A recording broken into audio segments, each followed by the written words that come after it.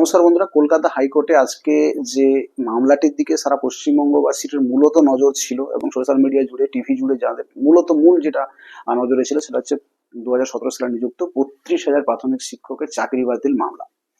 এই মুহূর্তে একটা সিচুয়েশন, 26,000 চাকরি বাতিল হয়ে গেছে এবং এই একটা হই হই রই রই রবের মধ্যে কিন্তু 32,000 চাকরি যে প্রার্থীরা রয়েছেন যারা চাকরি করছেন প্রাথমিকে, তাদের একটা চাকরি যাওয়ার বিষয় রয়েছে এবং সেই মর্মে কিন্তু সিচুয়েশন তৈরি হয়েছিল এবং আজকে শুনানি ছিল মূলত কলকাতা হাইকোর্টের ডিভিশন বেঞ্চে, যেখানে মহামান্য বিচারপতি শ্রী সৌমেন সেন এবং মহামান্য বিচারপতি স্মিতা দাস দে নামের এজলাসে, এবং সেই বিচারের যে আজকে আপডেট আপনারা অবশ্যই সবাই পেয়ে গেছেন যে বিচারপতি মহোদয় শ্রী সৌমেন সেন মহাশয় তিনি কিন্তু মানে এই জাজমেন্টটা দেবেন না, অর্থাৎ উনি এই মূলত কেসটা শুনবেন না, তিনি রিলিজ করে দিয়েছেন। এক কথায় বলা যেতে পারে তিনি সরে দাঁড়িয়েছেন। এই নিয়ে কিন্তু বিভিন্ন রকমের রিউমার ছড়াচ্ছে সোশ্যাল মিডিয়া জুড়ে এবং সেখানে মূলত একটাই বক্তব্য, বিভিন্ন রকম বক্তব্য ছড়াচ্ছে যে উনি কেন সরে দাঁড়ালেন বা এই মামলা থেকে কি কেন সরে দাঁড়ানো, ওনাকে সরিয়ে দেওয়া হয়েছে, বিভিন্ন রকম রিউমার ছড়াচ্ছে। তবে একটু প্রকৃতি জানতে হবে এই মামলার সিচুয়েশনটা এখন কোন জায়গায় দাঁড়িয়ে বা কোন দিকে এগোচ্ছে, মানে চাকরি বাতিলকে অবসম্ভাবী হয়ে দাঁড়াচ্ছে, এবং বিভিন্ন রকমের বিষয় আমাদের কাছে এখন প্রশ্নচিহ্ন হয়ে দাঁড়াচ্ছে। যারা চাকরিজীবী তাদের একটা আশা আশঙ্কা রয়েছে যে এখান থেকে বেরোনোর উপায় কি, বা যারা মূলত দুর্নীতির পক্ষে যারা রয়েছেন, দুর্নীতির বিপক্ষে যারা রয়েছেন, দুর্নীতিকে যারা প্রশ্রয় দেন না, বা যারা সারা পশ্চিমবঙ্গবাসী লক্ষ্য একটাই যে প্রচন্ড করাপশন হয়েছে প্রাইমারি নিয়োগে, তো সেক্ষেত্রে তাদেরও কিন্তু লক্ষ্য ছিল যে এই চাকরি প্যানেল বাতিল হোক। তো এরকম বিভিন্ন পুঙ্খানুপুঙ্খ বিশ্লেষণ করবো মূলত আজকের ভিডিওতে। মূলত এই এই যে ট্রেন্ড যেটা, মানে যে জায়গায় দাঁড়িয়ে আছে কেসটা, সেখানে আমরা যদি দেখি যে প্রিভিয়াসলি এই কেসটা কিন্তু প্রথম একদম শুনেছিলেন অভিজিৎ গঙ্গোপাধ্যায় স্যার।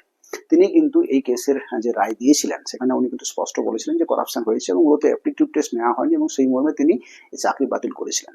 32,000 প্রাথমিক শিক্ষকের চাকরি বাতিল করেছিলেন এবং তিনি সেখানে কিন্তু রায় দিয়েছিলেন যে 3 মাসের মধ্যে প্যানেল করতে হবে, রিপ্যানেল করতে হবে, এবং যে সমস্ত টিচাররা ছিলেন তাদেরকে প্যারা টিচার বা পার্শ্ব শিক্ষকের বেতন দিতে হবে এবং তারা স্কুলে যাতায়াত করতে পারবেন। তো মূলত চাকরি বাতিল করা হয়েছিল। পরবর্তী ক্ষেত্রে চাকরিজীবীরা ডিভিশন বেঞ্চে যান, সেখানে ডিভিশন বেঞ্চেও কিন্তু সে রায় বহাল রাখা হয়। পরে ওনারা সুপ্রিম কোর্টে যান, সুপ্রিম কোর্ট কিন্তু চাকরি বাতিলের যে বিষয়টা সেখানে স্থগিতাদেশ দান করেন এবং তারা একটা বেঞ্চ তৈরি করে দেন ডিভিশন বেঞ্চে আমাদের হাইকোর্টে, এবং ওখানে ওনারা বলেন যে গোড়া থেকে মামলাটা শোনার জন্য।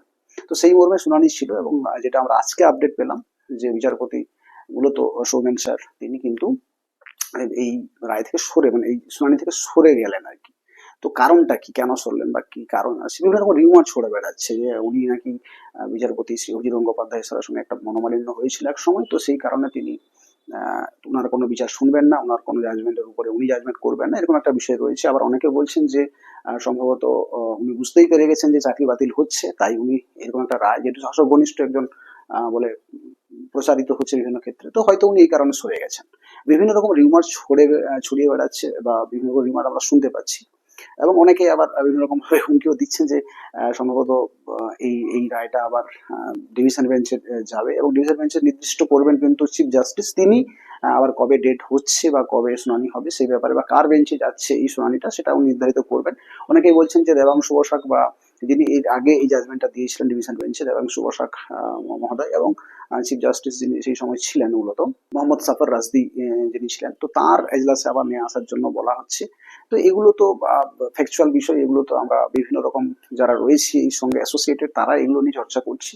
তো এগুলোর সঙ্গে অ্যাসোসিয়েট যাই হোক না কেন, এই কেসের ট্রেন্ড কোন দিকে, সত্যি কি চাকরি বাতিলের মানে অবসম্ভাবী জায়গায় দাঁড়িয়ে গেছে বা ট্রেন্ড কি বলছে? দেখুন, সত্যি কথা বলতে কি ট্রেন্ডের দিকে যদি আমরা একটু দেখি, যে রিসেন্ট আমরা দেখছি যে প্রথম হাইকোর্টে যে রায়, ফার্স্ট সিঙ্গেল বেঞ্চে যে রায় আসছে, ডিভিশন বেঞ্চে যখন সেই রায়টিকে বহাল রাখছে, সুপ্রিম কোর্ট বা পরবর্তী সময় ডিভিশন বেঞ্চ কিন্তু সেই রায়টিকে মান্যতা দিচ্ছে। কারণ সত্যি কথা বলতে কি, মানে এটা মানতেই হবে যে দুর্নীতির পক্ষে কিন্তু অসংখ্য প্রমাণ, কিন্তু দুর্নীতির বিপক্ষে যারা দাঁড়িয়ে রয়েছেন, হয়তো অনেকে যোগ্য প্রার্থী রয়েছেন, অনেক অনেক যোগ্য প্রার্থী রয়েছেন, কিন্তু তাদের কাছে নিজেদের যোগ্যতা প্রমাণের জন্য কিন্তু সেভাবে কোনো প্রমাণ নেই।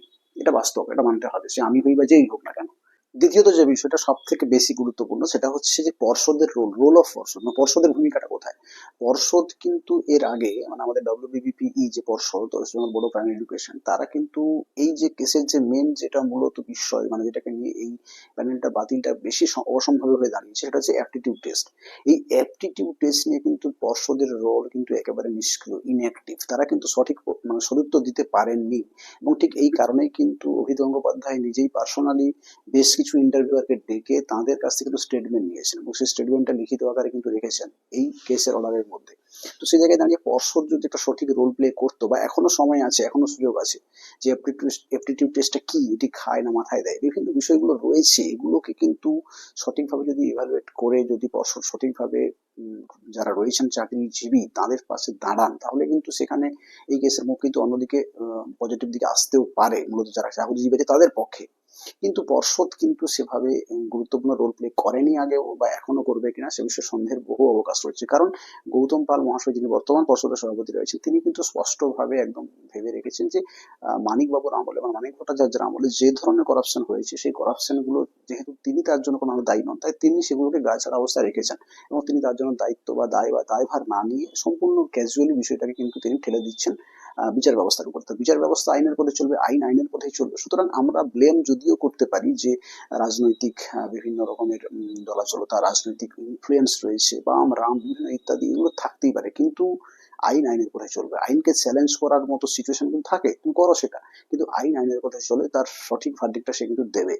সুতরাং বিষয়টা এখন দাঁড়িয়েছে পর্ষদ কি স্ট্যান্ড নিচ্ছে, তার করাপশন যেগুলো যেগুলো তার উপরে ব্লেম আসছে যে আপনি করাপশন করেছেন, তো সেই করাপশনের এগেনস্টে পর্ষদ কি জবাব দিচ্ছে, সেই জবাবটা যদি বিচারপতিদের সদুত্তর দাঁড়ায়, সেটা যদি বিচারপতিদের কাছে গ্রহণযোগ্য হয়, তাহলে কেন প্যানেল বাতিল হবে, বাস্তব কথা।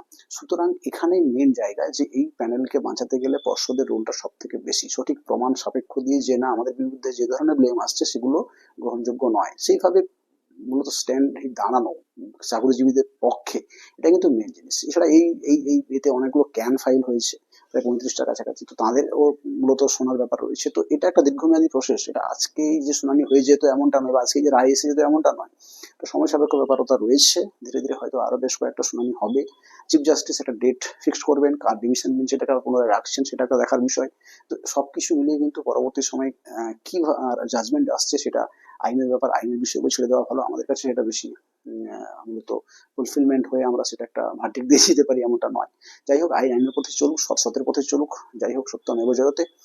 অবশ্যই চাইবো এজ এ ম্যান হিসেবে, হিউম্যান বিং হিসেবে, যারা যোগ্য প্রার্থী তারা অবশ্যই থাকুক, তারা অবশ্যই টিকে থাকুক, আর যারা অযোগ্য তাদেরকে ক্যাটাগরাইজড করে বার করা হোক, তাহলে কিন্তু প্রকৃত জাজমেন্ট হবে, প্রকৃত হিউম্যানিটি গ্রাউন্ড থেকে জাজমেন্টটা হবে। বাকিটা সব সময়ের অপেক্ষা, সময়ের উপর সব ছেড়ে দিতে হবে। ধন্যবাদ।